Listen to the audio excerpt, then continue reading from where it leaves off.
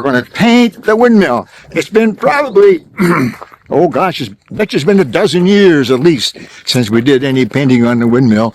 And thought today we'd touch it up.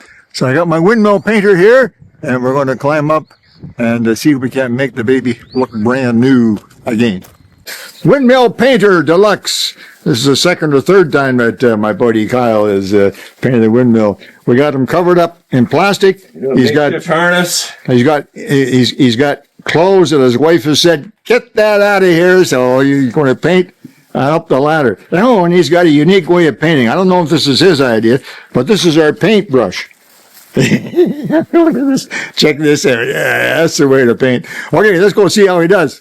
And we got his arms covered with shoulder length plastic gloves. These are gloves that vets use or hunters use sometimes as well. Keep his hands clean, because the paint that we use is pretty sticky paint.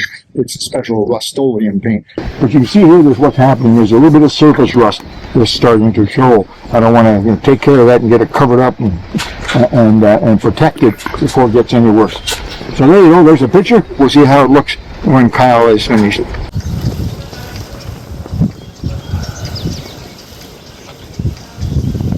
My beautiful windmill, all painted nice and shiny silver rust paint. Now you all may notice that even when you do this, make sure you cover everything up.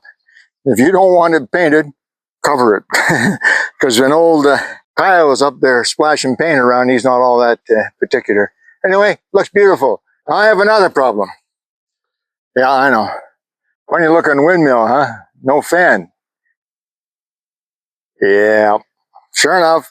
Just shortly after Kyle, what was the next morning, actually, after Kyle finished painting, I was sitting out here watching the windmill. Everything was beautiful, and the darn thing broke on me.